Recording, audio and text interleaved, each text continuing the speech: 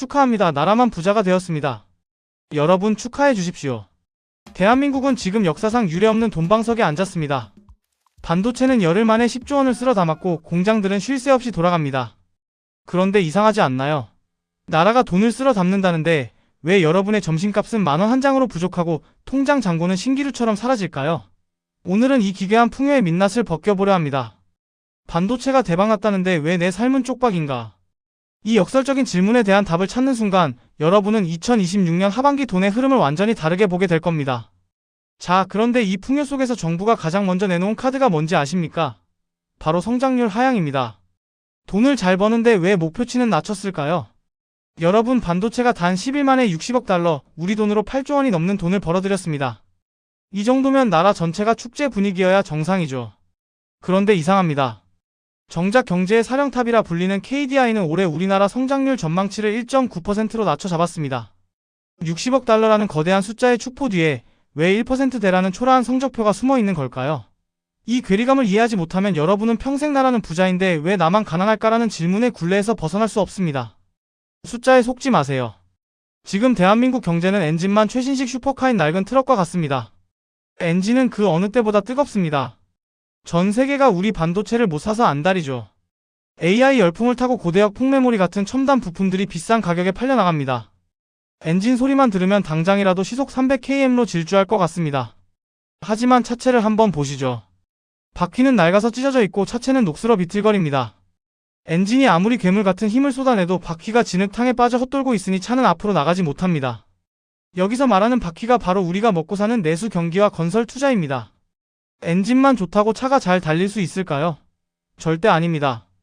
오히려 과열된 엔진의 열기가 낡은 차체를 녹여버릴 수도 있다는 사실이 더 무서운 겁니다.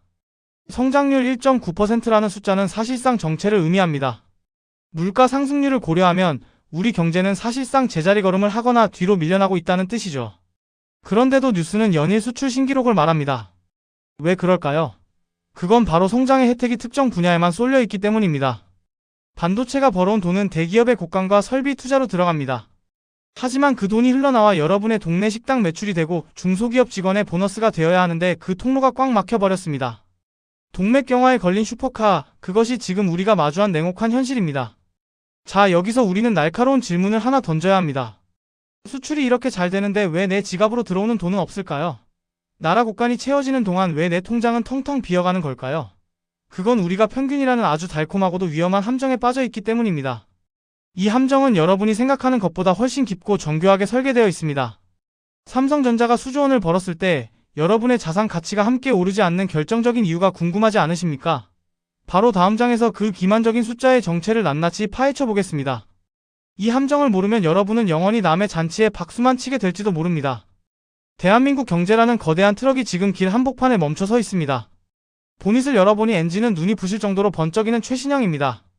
바로 반도체라는 이름의 엔진이죠. 10일 만에 10조 원을 벌어들이는 이 괴물 같은 엔진은 지금 당장이라도 고속도로를 시속 200km로 질주할 준비가 되어 있습니다. 엔진 소리만 들으면 대한민국은 이미 선진국 중에 선진국입니다. 하지만 여러분, 차 밖으로 나와서 바퀴를 한번 보시겠습니까? 뒷바퀴가 보이지 않을 정도로 깊은 진흙탕에 빠져 있습니다. 엔진은 굉음을 내며 돌아가는데 차체는 단 1cm도 앞으로 나가지 못하고 제자리에서 비명만 지르고 있습니다. 이것이 바로 KDI가 경고한 1.9% 성장률의 진짜 민낯입니다. 이 진흙탕의 이름은 바로 건설과 내수입니다. 우리 경제라는 트럭이 앞으로 나아가려면 엔진의 힘이 바퀴로 전달되어야 합니다. 건물을 짓고 사람이 이사를 가고 그 집에 들어갈 가구와 가전을 사야 돈이라는 피가 돕니다. 하지만 지금 건설 현장은 멈춰 섰습니다. 원자재 값은 감당 못할 정도로 올랐고 금리는 여전히 높습니다. 돈이 돌아야 할 길목마다 거대한 바리케이드가 쳐진 셈이죠. 엔진은 뜨겁게 달궈지는데 바퀴가 움직이지 않으니 그 과열된 열기는 고스란히 차체로 전달됩니다. 결국 차체 전체가 뒤틀리며 망가지기 시작하는 겁니다. 반도체만 잘 나가면 다 해결될 줄 알았는데 왜 우리는 점점 더 깊은 수렁으로 빠져드는 걸까요? 다급해진 정부가 비상대책을 내놨습니다. 부동산 규제 완화라는 이름의 모래주머니를 바퀴 밑에 던져 넣은 겁니다. 세입자가 살고 있어도 일단 집을 팔 수 있게 전입신고 의무를 밀어주겠다고 합니다. 어떻게든 바퀴가 마찰력을 얻어서 진흙탕을 빠져나오게 하려는 처절한 몸부림이죠. 하지만 냉정하게 생각해보세요. 이 모래주머니가 과연 트럭을 구출할 발판이 될까요? 아니면 무거운 짐만 하나 더 얹어서 트럭을 더 깊은 진흙 속으로 처박히게 할까요? 집을 팔 수 있게 해준다고 해서 고금리에 허덕이는 사람들이 선뜻 그 집을 사러 달려올까요? 팩트는 차갑습니다. 발판이 아니라 짐이 될 확률이 높다는 겁니다. 우리는 지금 엔진의 화려함에 속아 차체가 무너지는 소리를 못 듣고 있습니다. 트럭이 멈춰 서면 가장 먼저 고통받는 건 운전석에 앉은 우리들입니다. 기름값은 계속 나가고 차는 움직이지 않으니 생계가 막막해집니다. 이 지독한 진흙탕 싸움 속에서 우리가 진짜 주목해야 할 지표는 따로 있습니다. 차가 멈춰 서면 엔진만 뜨거운 게 아니라 그 안에서 일하는 사람들의 손발이 묶인다는 사실입니다. 일자리가 사라지고 있다는 뜻이죠. 그런데 더 기가 막힌 사실이 있습니다.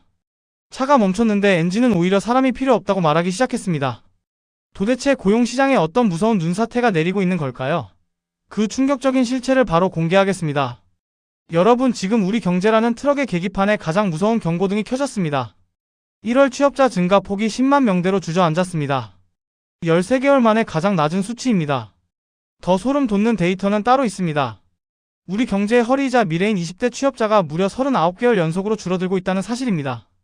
3년이 넘는 시간 동안 청년들의 자리가 지워지고 있는데 왜 뉴스에서는 연일 수출이 대박났다며 팡파를 올리는 걸까요? 수출은 잘 되는데 일자리는 사라지는 이 기괴한 현상, 이것이 바로 우리 삶을 덮치고 있는 조용한 눈사태의 정체입니다. 이 눈사태가 무서운 이유는 소리 없이 다가와 우리의 생존 기반을 통째로 집어삼키기 때문입니다. 앞서 제가 우리 경제를 엔진만 슈퍼카인 낡은 트럭에 비유했었죠. 지금 그 슈퍼카급 반도체 엔진은 풀가동 중입니다. 그런데 여기서 기가 막힌 반전이 일어납니다. 과거에는 엔진이 커지면 그 엔진을 돌리기 위해 수많은 정비사와 운전 보조가 필요했습니다. 하지만 지금의 최첨단 엔진은 스스로를 정비하고 스스로 길을 찾아갑니다. 기업들이 벌어들인 그 막대한 돈이 이제 사람의 월급이 아니라 AI와 자동화 로봇의 부품값으로 들어가고 있다는 뜻입니다. 반도체 공장이 24시간 돌아가며 돈을 긁어 모아도 예전처럼 수만 명의 신입사원을 뽑아 교육할 이유가 사라졌습니다. 돈은 벌지만 사람은 필요 없는 이른바 고용 없는 성장의 시대가 현실이 된 겁니다. 이것은 단순히 경기가 나빠서 생기는 일시적인 현상이 아닙니다. 경제의 체질 자체가 완전히 바뀌고 있는 거대한 지각 변동입니다. 엔진은 더 뜨거워지고 차체는 더 화려해지는데 정작 그 차를 운전하고 관리하던 사람들은 하나둘씩 차 밖으로 밀려나고 있습니다. 낡은 트럭의 진흙탕을 벗어나기 위해 안간힘을 써도 정작 트럭이 다시 달리기 시작할 때 내가 앉을 자리가 없다면 그 성장이 대체 무슨 의미가 있을까요? 팩트는 날카롭습니다. 기업은 이제 여러분의 노동력보다 알고리즘의 효율성을 더 신뢰하기 시작했습니다. 이 눈사태 속에서 열심히 하면 되겠지라는 막연한 낙관론은 가장 위험한 동약이 될 수 있습니다. 우리는 지금 엔진의 굉음에 가려져 일자리가 무너지는 소리를 듣지 못하고 있습니다. 20대 청년들이 문을 두드려도 열리지 않는 기업의 문은 결국 우리 모두의 미래가 닫히고 있다는 강력한 경고입니다. 살아남을 방법이 아예 없는 건 아닙니다. 하지만 그 방법은 과거의 방식과는 완전히 달라야 합니다. 자, 그런데 여기서 또 하나의 반전이 기다리고 있습니다. 일자리가 사라지고 내수가 얼어붙어 모두가 비명을 지르는 이 아수라장 속에서 오히려 규제의 빗장을 풀고 역대급 기회를 맞이하겠다고 나선 곳들이 있습니다. 바로 여러분이 매일같이 이용하는 이곳입니다. 과연 고용 한파를 녹일 새로운 돈의 흐름이 여기서 시작될 수 있을까요? 유통가에 불어닥친 이 심상치 않은 바람의 정체를 지금 바로 공개합니다. 집을 팔고 싶어도 팔지 못하고 사고 싶어도 살 수 없는 이 기묘한 침묵이 얼마나 오래 갈 것 같습니까? 대한민국 부동산 시장이 지금 거대한 유령의 집으로 변하고 있습니다. 정부가 최근 다주택자들에게 아주 달콤한 제안을 하나 던졌습니다. 세입자가 살고 있는 집이라도 일단 파시라는 겁니다. 원래는 집을 팔려면 실거주 의무 때문에 집주인이 직접 들어가 살거나 전입신고를 해야 하는 복잡한 족쇄가 있었죠. 그런데 이제 그 의무를 최대 2년까지 유예해주겠다고 합니다. 언뜻 보면 정부가 시장을 살리려고 정말 파격적인 혜택을 주는구나라고 생각하실지 모릅니다. 하지만 냉정하게 직시해야 합니다. 이건 시장을 살리는 대책이 아니라 오죽 거래가 안 되면 이런 꼼수 같은 규제까지 풀겠냐는 정부의 처절한 고백입니다. 우리 경제라는 트럭의 바퀴가 왜 진흙탕에서 빠져나오지 못하는지 이제 더 구체적인 이유가 보입니다.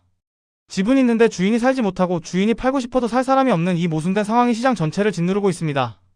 집주인은 세금을 견디다 못해 탈출하고 싶어 합니다. 하지만 세입자는 고금리와 전세 사기 공포 때문에 선뜻 계약서에 도장을 찍지 못하죠. 결국 집이라는 공간은 존재하지만 그 안에서 온기 있는 경제 활동은 일어나지 않는 유령 같은 집들이 늘어나고 있습니다. 엔진은 반도체 덕분에 쌩쌩 돌아가는데 그 엔진의 힘을 받아 움직여야 할 부동산이라는 뒷바퀴는 아예 펑크가 나버린 셈입니다. 정부가 던진 전입신고 유예라는 모래주머니는 사실 마지막 탈출을 위한 사다리일지도 모릅니다. 그동안 세입자가 낀 매물은 이른바 깡통 취급을 받으며 시장에서 외면당했습니다. 이제 그 족쇄를 풀어줄 테니 제발 매물을 내놓으라는 신호죠. 하지만 여기서 우리가 진짜 걱정해야 할 지표는 따로 있습니다. 매물이 쏟아진다고 해서 그게 곧 거래 활성화로 이어질까요? 금리는 여전히 높고 내 집 마련을 꿈꾸는 서민들의 소득은 고용 한파에 얼어붙어 있습니다. 결국 이번 조치는 시장의 불씨를 살리는 도구가 아니라 버티다 못한 자산가들에게 제공하는 마지막 비상구가 될 확률이 높습니다. 여러분의 소중한 자산이 이 유령의 집안에 갇히지 않도록 흐름을 냉철하게 읽어야 합니다.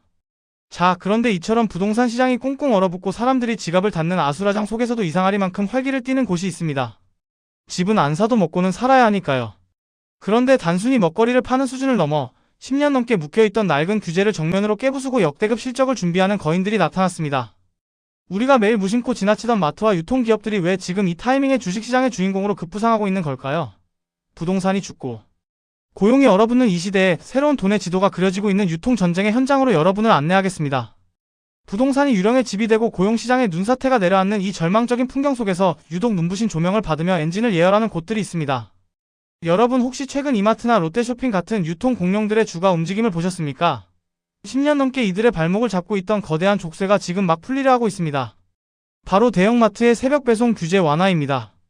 겨우 마트 배송 하나 풀리는 게 뭐가 대수냐라고 생각하신다면 여러분은 지금 자본의 거대한 물줄기가 바뀌는 순간을 놓치고 계신 겁니다. 남들이 부동산 한숨에 잠 못 이룰 때 누군가는 이 유통의 지각 변동 속에서 인생의 새로운 기회를 포착하고 있습니다. 우리 경제라는 트럭의 뒷바퀴가 진흙탕에 빠져 허우적거릴 때 유통업계는 아예 새로운 길을 닫기 시작했습니다. 그동안 대형마트는 영업 제한 시간이라는 강력한 규제 때문에 밤만 되면 불을 끄고 멈춰 서야 했습니다. 집 앞에 거대한 물류 창고를 두고도 정작 새벽에는 쿠팡의 트럭들이 지나가는 걸 구경만 해야 했죠. 하지만 이제 상황이 역전되었습니다. 족쇄가 풀린 유통 공룡들이 전국에 깔린 오프라인 거점을 기반으로 새벽에 반격을 시작한 겁니다. 이건 단순히 우유 한 팩을 더 파는 문제가 아닙니다. 대한민국 물류 지도가 통째로 재편되는 사건이며 그 과정에서 수조 원의 자본이 이동하는 진검승부의 시작입니다. 냉정하게 분석해봅시다. 엔진만 슈퍼카인 우리 경제 트럭에서 유통은 그나마 마찰력을 얻어 앞으로 나아갈 수 있는 유일한 바퀴가 될 가능성이 높습니다. 사람들이 집은 안 사도 배고픔은 참지 못하죠. 고물가 시대에 한 푼이라도 아끼려는 소비자들은 더 빠르고 더 저렴한 배송 서비스를 찾아 무섭게 이동합니다. 기업들이 이 기회를 놓칠 리 없습니다. 물류 자동화에 천문학적인 돈을 쏟아붓고 AI를 동원해 여러분이 내일 아침 무엇을 주문할지 미리 예측합니다. 앞서 말씀드린 고용 없는 성장이 유통가에서는 효율의 극대화라는 이름으로 화려하게 포장되어 나타나고 있는 셈입니다. 결국 이 전쟁의 끝에서 웃는 자는 누구일까요? 거대 자본을 가진 기업들일까요? 아니면 편리함을 얻은 소비자일까요? 우리는 이 화려한 유통 전쟁의 이면을 볼 줄 알아야 합니다. 기업들이 신고가를 경신하며 축배를 들 때 여러분의 소중한 자산은 어디에 배치되어 있어야 할까요? 부동산에 묶여 눈물 흘리는 시간은 이제 끝내야 합니다. 변화의 속도는 우리가 생각하는 것보다 훨씬 빠르고 냉혹합니다. 자, 이제 이 모든 혼란을 정리해야 할 시간입니다. 수출은 잘 되는데 내 지갑은 비어있고 일자리는 사라지는데 마트는 전쟁 중인 이 기한 2026년 하반기. 과연 우리는 어떤 생존 전략을 짜야 할까요? 마지막 장에서 여러분이 오늘 당장 실행해야 할 자산 방어 지도를 펼쳐 보이겠습니다. 여러분 지금 당장 통장 잔고를 확인해 보십시오. 그리고 스스로에게 물어보세요. 내 자산은 지금 안전한가 아니면 서서히 침몰 중인가? 2026년 하반기는 단순히 버티는 자와 무너지는 자가 갈리는 시점이 아닙니다. 부의 지도가 통째로 다시 그려지는 운명의 시간입니다. 반도체 엔진이 아무리 뜨거워도 그 온기가 여러분의 거실 바닥까지 전달되려면 적어도 6개월에서 1년이라는 긴 시차가 필요합니다. 즉 올해 상반기까지는 살을 애듯 차가운 내수 한파를 온몸으로 견뎌내야 한다는 뜻입니다. 이 골든타임을 어떻게 보내느냐에 따라 10년 뒤 여러분의 계급이 결정될 것입니다. 지금부터 제가 드리는 말씀은 단순한 조언이 아닙니다. 이 지독한 경제 진흙탕에서 살아남기 위한 유일한 생존 설계도입니다. 지금 우리 경제라는 트럭은 여전히 진흙탕 속에 있습니다. 하지만 하늘을 보십시오. 금리 인하라는 단비가 내릴 기미가 보이기 시작했습니다. 비가 오면 진흙은 더 질척거리겠지만 역설적으로 그 진흙을 씻어내고 길을 닦을 기회도 함께 옵니다. 지금은 엔진 출력을 무리하게 높여서 공격적으로 자산을 늘릴 때가 절대 아닙니다. 오히려 차체를 가볍게 만들어야 합니다. 가장 먼저 해야 할 일은 부채의 체질 개선입니다. 고금리의 낡은 타이어를 갈아 끼우고 이자 부담이라는 짐을 덜어내야 합니다. 트럭이 다시 달리기 시작할 때 가속 페달을 밟으려면 지금은 기름을 아끼고 정비를 해야 할 시기라는 겁니다. 투자의 시선도 완전히 바꿔야 합니다. 모두가 유령의 집이 된 부동산 시장에서 집값이 오르기만을 기도하며 한숨 쉴 때 여러분은 규제의 빗장이 풀리는 곳을 노려야 합니다. 앞서 말씀드린 유통전쟁의 현장이나 사람을 대신해 일하기 시작한 AI 서비스 섹터가 바로 그곳입니다. 트럭의 뒷바퀴가 헛돌고 있다면 우리는 앞바퀴에 구동력을 전달할 새로운 기어박스를 찾아야 하죠. 정부가 던진 모래주머니가 어디에 쌓이고 있는지, 자본의 물줄기가 어느 쪽으로 굽어치는지 그 의도를 읽어야 합니다. 위기는 공평하게 찾아오지만 그 위기 뒤에 숨은 기회는 오직 지표의 이면을 꿰뚫어보는 사람의 눈에만 선명하게 드러나는 법입니다. 냉정하게 말씀드리겠습니다. 2026년 하반기는 각자 도생의 정점입니다. 국가가 여러분의 노후를 책임지지도 대기업의 실적이 여러분의 저녁 식탁을 풍성하게 만들어주지도 않습니다. 결국 이 슈퍼카 엔진을 장착한 낡은 트럭에서 내 자리를 지키는 것은 나의 선택입니다. 여러분은 지금 헛도는 바퀴만 보며 절망하고 계십니까? 아니면 다시 달릴 준비를 마친 엔진의 진동을 느끼고 계십니까? 자, 이제 긴 여정의 마지막 장입니다. 이 모든 분석을 관통하는 단 하나의 진리, 그리고 우리가 절대 잊지 말아야 할 경제의 본질에 대해 이야기하며 마무리하겠습니다. 마지막까지 채널을 고정해야 하는 이유, 이 영상의 진짜 결론이 바로 뒤에 기다리고 있습니다. 여러분, 오늘 우리가 함께 살펴본 이 5가지 뉴스들이 과연 서로 남남이라고 생각하십니까? 절대 아닙니다. 반도체의 쾌거 KDI의 경고, 고용의 한파, 부동산의 침체, 그리고 유통의 전쟁까지. 이 모든 흩어진 점들을 연결하면 단 하나의 잔인하고도 명확한 문장이 완성됩니다. 바로 국가는 부유해지지만 개인은 각자 도생해야 하는 시대가 왔다는 겁니다. 삼성전자가 10일 만에 10조 원을 벌어들여도 그 돈은 여러분의 계좌로 자동 이체되지 않습니다. 지표상의 성장률이 1.9%라는 것은 국가라는 거대한 트럭의 평균 속도일 뿐, 그 트럭 안에서 여러분이 어떤 자리에 앉아 어디로 향할지는 오로지 여러분의 선택에 달려 있습니다. 오늘 이 마지막 장을 끝까지 듣지 않는다면 여러분은 나라가 벌어다주는 숫자의 환상에 취해 정작 내 삶이 침몰하는 신호를 놓치게 될지도 모릅니다. 우리는 지금까지 엔진만 슈퍼카인 낡은 트럭의 비극을 목격했습니다. 엔진은 뜨겁게 타오르는데 바퀴는 진흙탕에 빠져 비명을 지르는 이 기괴한 풍경이 바로 지금의 대한민국입니다. 반도체라는 엔진이 벌어온 10조 원은 기업의 성과이고 국가의 기록입니다. 하지만 그 흐름 속에서 유통주의 지각 변동을 읽어내고 유령의 집이 된 부동산 시장에서 다음 매수 타이밍을 노리는 것은 온전히 여러분의 몫입니다. 경제 지표는 날씨와 같습니다. 비가 온다고 해서 모두가 젖는 것은 아닙니다. 우산을 준비한 사람, 비를 피해 실내로 들어간 사람, 혹은 그 비를 이용해 농사를 짓는 사람의 결과는 천차만별입니다.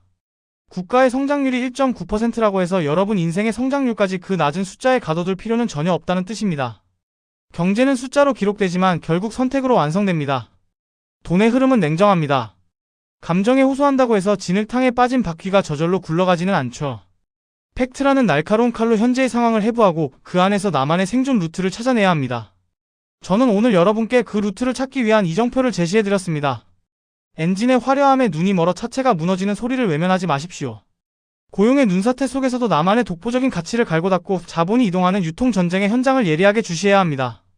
따뜻한 위로보다 차가운 통찰이 여러분의 자산을 지키는 가장 강력한 방패가 될 것입니다. 오늘 제가 준비한 분석이 여러분의 불안한 내일을 조금이나마 선명하게 밝혀주었기를 바랍니다. 경제라는 거대한 트럭은 멈추지 않고 계속 달릴 것입니다. 그 안에서 단순히 짐짝처럼 실려갈 것인지 아니면 핸들을 직접 쥐고 나만의 길을 개척할 것인지는 지금 이 영상을 끄고 난 뒤 여러분이 내리는 첫 번째 선택에 달려 있습니다. 숫자에 휘둘리지 마십시오. 숫자를 읽고 이용하는 주인이 되십시오. 여러분의 자산과 미래를 진심으로 응원하며 오늘 분석을 마치겠습니다.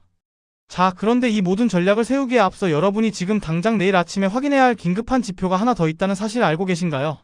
그 결정적인 힌트는 제가 댓글창 고정 댓글로 남겨두겠습니다. 2026년 하반기 승자의 기록은 바로 거기서부터 시작될 겁니다.